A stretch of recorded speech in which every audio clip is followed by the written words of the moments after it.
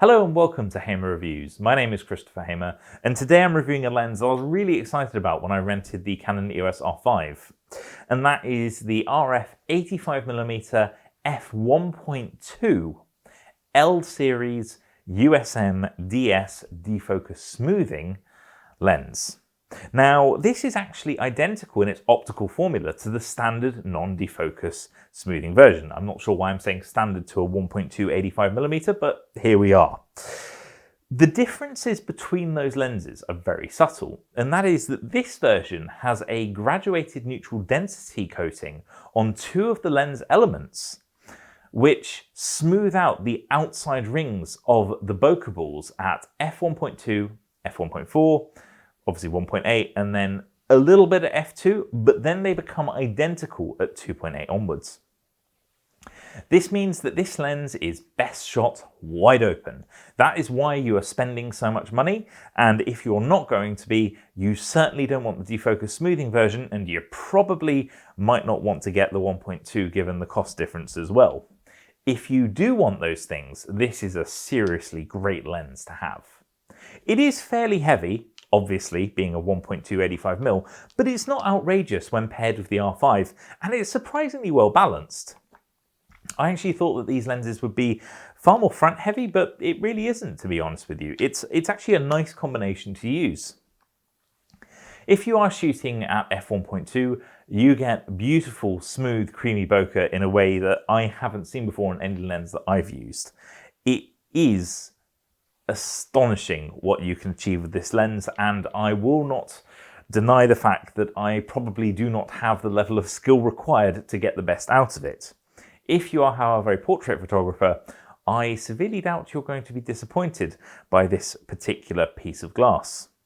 Paired with the RF's 45 megapixel sensor, I could see nothing wrong with it whatsoever. Optically, it seems flawless. The sharpness is there. It must be said that at 1.2, this lens will behave more like a 1.4 or 1.8 because of that neutral density coating. But what it is doing, it's smoothing out the edges of those bokeh balls, giving you beautiful out of focus areas. One of the things that did surprise me was quite how noisy this lens's autofocus was. So it does have the USM autofocus, but it's the noisiest one of the lenses that I've rented. And I'm just going to demonstrate by holding the camera near to the lapel mic that I use. I'm just going to spin the focus ring with it in manual focus so that you can hear what it's like.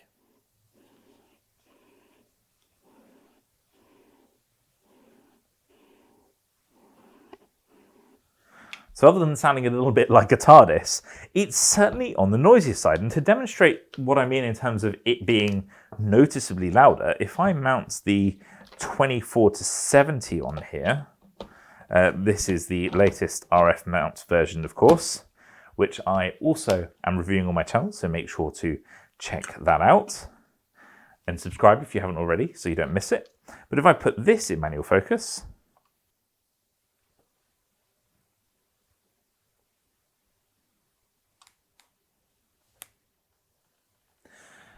to be honest with you, I had the camera off the first time I tried that, and I couldn't hear anything, and then I switched it on and I still can't hear anything. So it's silent is basically what I'm getting at, whereas the 85mm is not. I don't think that's a major issue, but it is something that you're going to want to be aware of if you're going to be shooting video with this lens. Now, I don't think this is a video lens for most people, but there might be fringe cases where you decide that you do want to. So if you are and you're using an onboard mic, be aware that you're going to hear the autofocus working away.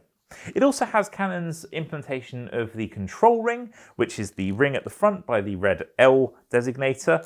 Now, it works very well. It's quite clicky and you can hear it working. You could, for instance, set a exposure compensation or ISO, whatever you want really. So it is useful to know that that's there.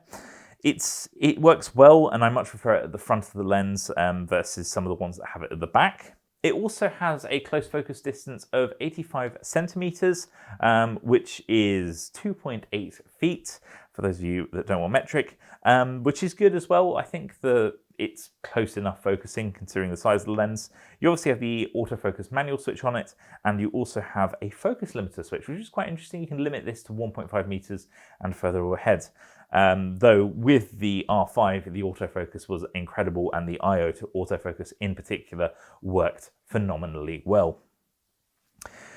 This is an expensive lens. You really do have to be a portrait photographer or be really into portraits to justify this. But if you are, I think that the results that you get from it are incredible. And the Defocus Smoothing version just gives you that little bit of extra beauty when you're looking at the bokeh, which I personally think makes it worth it.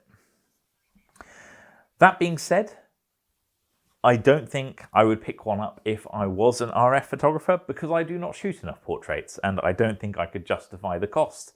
But then again, I don't think I could justify the cost of the standard 1.2 version either, and would go for the slightly more affordable option that Canon offers instead. It is a great lens. It comes with this rather deep lens hood, which does make the lens a fair bit longer, but obviously no more heavy because it's only plastic. The lens construction feels good. It is weather sealed. It's worth noting it is a plastic construction, but I think that's pretty standard nowadays. It is high quality plastics and they're going to stand up to a lot of use. And I think if they'd made it out of solid metal, it would have been even bigger and even heavier. And I'm not sure many people would have wanted that. So if you have any questions about the lens, please do pop them in the comment section below. Equally, if you have any comments, have you used one of these? Do you enjoy using it? Would love to hear what you think. If you like this video, please do give it a thumbs up. And if you haven't already, please do subscribe, as it really does help and I do appreciate it.